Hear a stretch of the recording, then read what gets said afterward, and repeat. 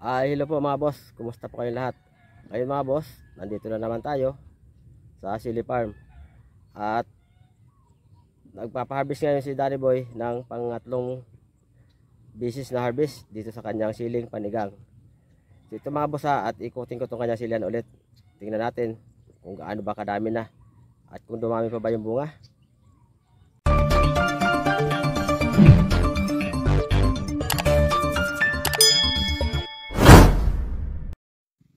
Hello mga boss, shout out sa inyong lahat. Saan man kayo sulok ng mundo mga boss, kumusta kayo lahat? Ngayon mga boss, andito ako ulit sa Sili Farm ni Danny Boy.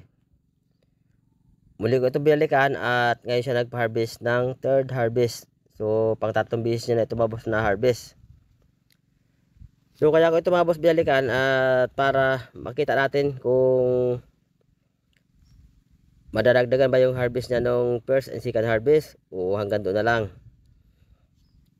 Ang first harvest nito mga boss, ang nakuha niya bunga dito, umabot lang ng 600 kilos. Yung unang harvest nito.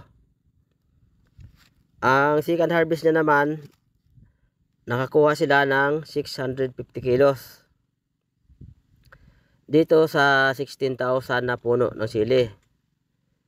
So noon kasi mga boss, ano lang siya, yung first and second harvest niya, maikli lang yung yung pagitan. Nagpagitan lang siya ng 2 araw. Nagpapitas ulit siya ng pangalawang pitas. So ngayon naman sa third harvest, umabot siya ng 5 araw bago magpapitas ulit. So medyo humaba.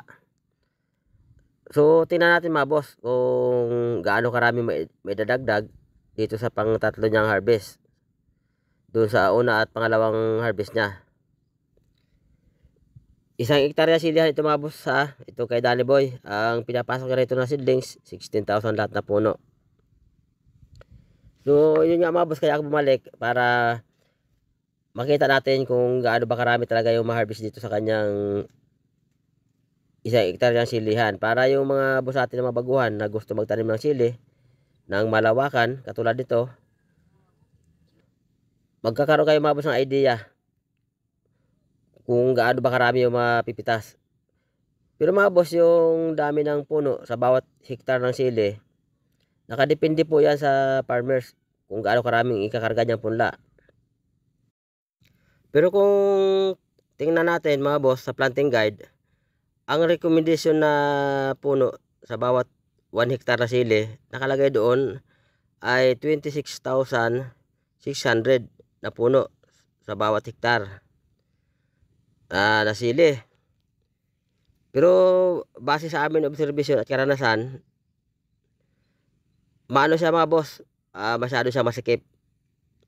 Yung sili pag habang lumalaki, nawawala ng daan yung tao na nagtatrabaho, lalo ngayon na mitas, nag-i-spray at nag-abono.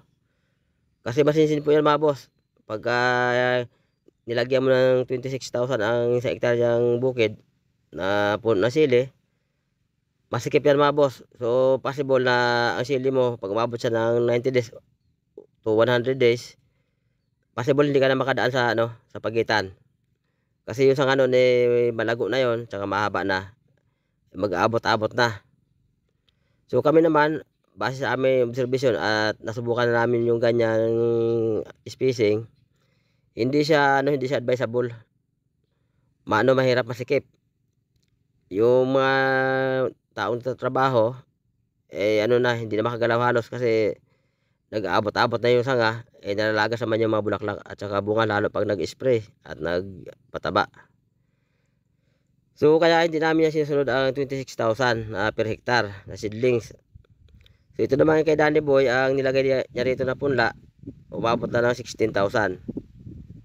So ang iba naman, nagkakarga naman sila ng 18,000, yung iba naman 20,000. So nasubukan namin lahat mga boss yan, yung ganyang karami mga puno sa per hektar. So masikip po talaga, mahirapan ka dumaan. Ito kay Danny naman makita nyo na mga boss yung pinaka bed. Tingnan nyo ang lapad. Ano yan mga boss, 3 meters. Kaya yung ang luwag yung nandaan nyo. Hindi mo masasagi siya pag dumaan ka. So itong sili niya, kasi last year tsaka nung mga nakaraang taon pa, yung sili niya noon umabot ng 5 months. Yung sili niya, tuloy-tuloy ang harvest noon. Hindi mga boss nag-abot yung sanga. Maluwag talaga yung gitna. Katulad yan ito mga boss, hindi yan mag-aabot. Ang magsasarado dyan, ito sa may kanal. Yan o. Kasi magkalapit lang mga boss yan. Nasa gitna yung kanal ng dalawang linya ng puno ng sili. Sinadya yan na ganyan para pag sakaling magpatubig, nagamit siya sa water pump, ay madaling patubigan. Kasi yung puno ng sili nandiyan lang mismo sa pisngi ng kanal. So yan mga boss ang purpose niyan. Tapos dito sa may pinakabid niya oh, ang layo. Di ba luwag? Eh mga boss, oh, kitang-kita nyo naman.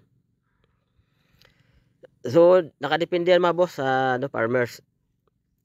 Kung ilang puno ang gusto niya ilagay sa bawat hektar na sili. So kami naman, hindi namin sinusunod yung sa recommendation doon sa may planting guide. Kasi masyado siyang masikip. At marami na rin nasira sili pag lumago. Kasi nga yung sanga, ay nag-aabot-abot yung dulo pag dumadaan niya, lalo pag nag-spray. Inasasagi mo na, nagkakalaglagan na yung mga bunga at bulaklak. So sa pag-try namin dito sa 3 meters yung lapad ng bed, kung titingnan mo sa umpisa, pagka bagong tanim pa lang, eh parang sabihin mo talaga napakadalang. Pero pagka malaki ang sili, ay doon mo rin masasabi na tama pala. Kasi maluwag, tingnan nyo yung mga tao, ang luwag nila oh. O di ba?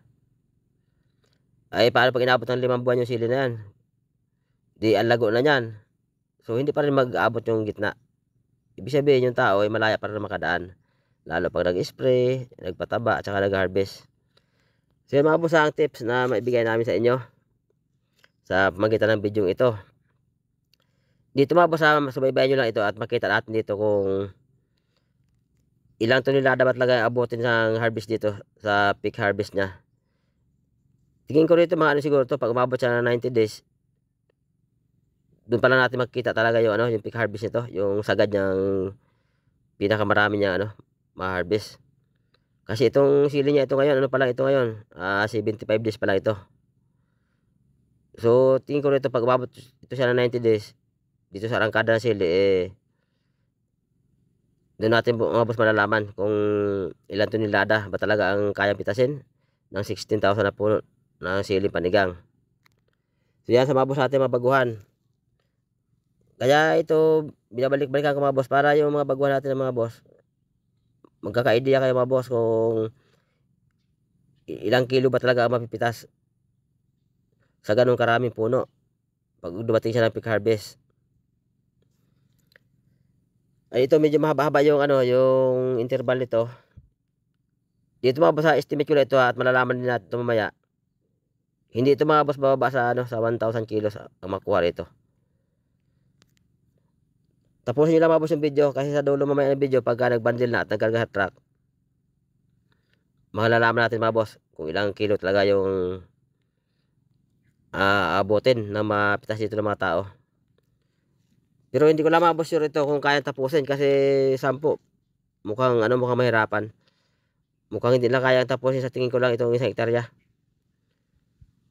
Kasi dapat ito mga ano, mga 20 katao yung mga harvest nito eh. Para matapos ito yung 15 hanggang 20 para mas maaga matapos. Pero ito 10 na ito, tingin ko lang hindi ito kaya tapusin. Kasi makikita naman natin mga boss ano, sa video oh. Napakadaming bunga talagang pitasin oh. Kahit malayo yung camera sa puno sili, kitang-kita mo yung bunga talaga. Ang daming bunga nakabitin. At kung titingnan natin, halos pitasin lahat oh. Kasi nga umabot siya ng 5 days, ay ang normal kasi nito eh 3 to 4 days lang kasi interval ng harvest ng siling panigang eh. So itong kanya nga eh gusto siguro dito ni Danny Boy, baka gusto niya yung one hit talaga. Yung solid, yung isang harvest lang solid yung makuha bunga. Eh mabuson, dahil bunga oh. Oh, di ba? Ang kapal ng bunga, ang dami. Ang lalaki pa ng bunga oh. Eh mga boss, linaw naman, nakikita nyo naman siguro sa ating video oh. Ang lalaki talaga ng bunga, dami. So ganun kalupit itong pag-aalaga ng sili na ito. At ito palang variety na mahika ay matindi rin talaga mamunga. Bagaman itong kanya sili nga mga boss oh, medyo ano lang siya, hindi siya masyado matangkad kasi nga ito ay ano siya ng init. Kasi tanim ito ng kainitan nung May 20. So El Nino pa yun mga boss. Grabe init nun. Nito lang yan umarangkada nung ano naulanan. Ano na ba umulan June yata yung unang ulan. So saka lang ito siya medyo umangat ng konti yung puno. Yun nga pag angat ng puno niya, sumabay na yung buga ng mga bulaklak kaya yun dami ng bunga. So patuloy lang kayo mga boss mag subaybay sa mga update pa nito at babalik-balikan ko ito. Para makakuha talaga natin mga boss yung tamang dami ng ma-harvest dito sa 16,000 na puno ng sili. Lalo ngayon mga boss medyo umangat na yung presyo ng sili kaya nako matinding pira ito mga bossing. Tiba-tiba na naman si Danny Budini. Gano'ng karami halimbawa yung isang toneladang sili. O sabihin na natin mag 70, edi ibig sabihin 70,000 yun. So kung pagitan naman 5 araw siya mag-harvest, edi kalaki ng kanyang binta rito. Pag ganyan ang presyuhan at umangat pa yan, malamang sa loob lang 2 buwan pitasan ito o 1 buwan kalahati, milyon mabos ang kikitain. Hindi lang kasi natin mabos kasama sa nila Danny Boy at si Boss Mike, ando sila nagbabandil lang kasi. So ako lang mag-isang pumunta rito sa gitna ng bukid at kasi dami ng marami nang napitas na bandilin doon. So mamaya pabalik ko doon sa kanila tutulungan ko rin sila magbandil para makatapos. Matindi na yung nakatambak na doon sa kanila yung napitas na mga tao. Ang ginamit dito mga boss na mga pesticide, ando na mga boss sa harvest number 2. Nakapin comment na doon mga boss. Balikan nyo lang yung video na yan at mababasa nyo naman doon. Para di na kayo mahirap maghanap. Hirapan pa rin ito na matapos. Hirapan pa rin. Daming bunga. Hirap pa rin. Kapal ng pitasin Hindi pa ito madali ang tanghali. Babalikan pa dyan mga pananghali sila. Dahil pa pitasin na yun. Hindi mo kagano'n ulit sila ngayon dyan Matindi pa pitasin Matitira 2. Matitira yung mga pananghali, isa lang. Alis na sa ating korap. Matitira isa. Hindi bali ito yung bahay lang. Matindi pa pitasin kapalo. Matindi ng bunga na sila to. Parang hindi na ubos. Kita nyo masiguro sa video natin mga boss focus natin mga boss yung yung camera sa bunga.